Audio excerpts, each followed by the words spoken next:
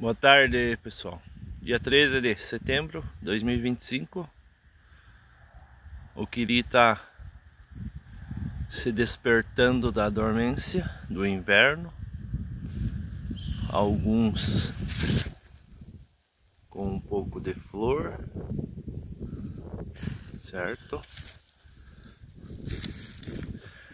A expectativa é que até no mês de abril ele vai atingir